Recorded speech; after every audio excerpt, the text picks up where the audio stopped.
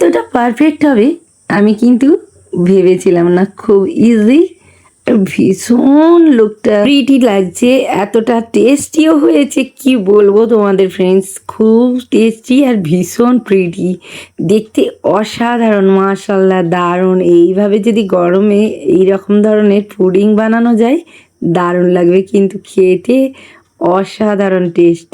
একবার বাড়িতে হলে ট্রাই করে দেখো, কোনো রকম ঝামেলা ছাড়াই এটা তৈরি করে ফেলতে পারবে, ভীষণ খেতে টেস্টি হবে। চলো রেসিপিটা দেখাই তোমাদেরকে।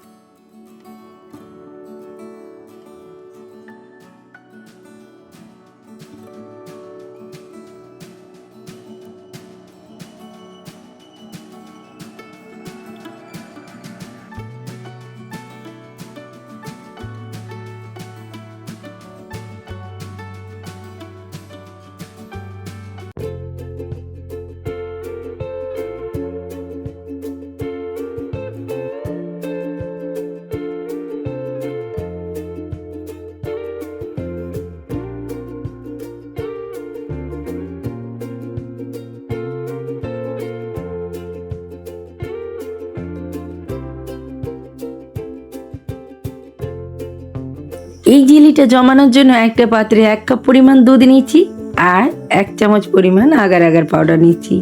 অবশ্যই এই আগার আগার পাউডারটা এইভাবে গুলিয়ে নিতে হবে গ্যাস জ্বালানোর আগে। আর এই আগার আগার পাউডারটা যে কোনো তোমরা মুদিখানা দোকানে পেয়ে যাবে। আর আমি এবার গ্যাসের চুলাটা অন করে নেব।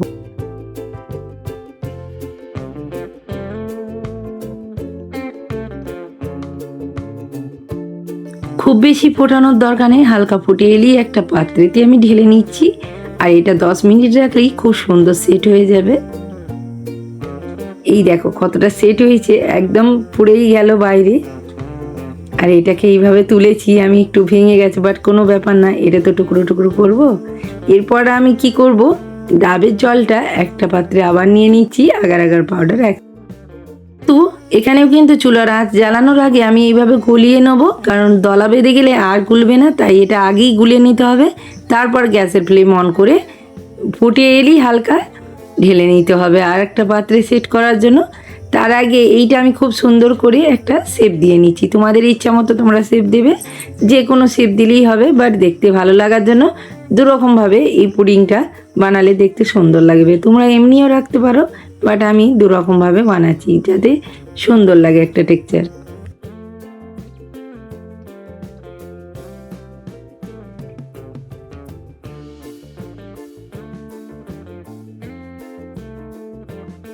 খুব সুন্দর লাগছে জেলিগুলো। এইগুলো সাইডে রেখে আমি যেটা ডাবের জলটা নিয়েছিলাম একটা পাত্রে ঢেলে নিচ্ছি। এইভাবে ঢেলে ওর মধ্যে কিন্তু সেট করব যাতে করে সুন্দর লুক দেয় একটা। এরপর আমি কেটে রাখা দুধের জেলিটা মিশ্রণ করে দিচ্ছি অল্প পরিমাণে, খুব বেশি দেব না, অল্প দিলে কিন্তু কালার দেখতে দারুণ লাগবে, তাই এইভাবে দিলাম। 5 মিনিট রাখতেই সুন্দরভাবে সেট হয়ে গেছে। আমি একটা মোল্ডে ঢেলে দেখাচ্ছি। এটা ছাড়ছিল না, এতটাভাবে জমেছে।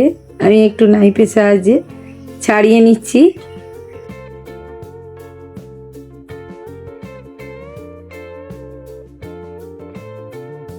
দারুণ সেট হয়েছে, কিন্তু আমি সাদা পাত্রে রেখেছিলাম, অতটা বুঝতে পারছিলাম না, খাস লাগছিল না, তাই একটা কালো পাত্রে ঢেলে দেখাচ্ছি। খুব সুন্দর লাগছে, কিন্তু এইভাবে বাড়িতে ট্রাই করতে পারো, খেতে অসাধারণ লাগবে। আর যদি একটু ফ্রিজে রেখে দাও, এই গরমে ঠান্ডা ঠান্ডা বার করে খেতে কিন্তু পুডিংটা অসাধারণ টেস্ট লাগবে, খুব ভালো লাগবে।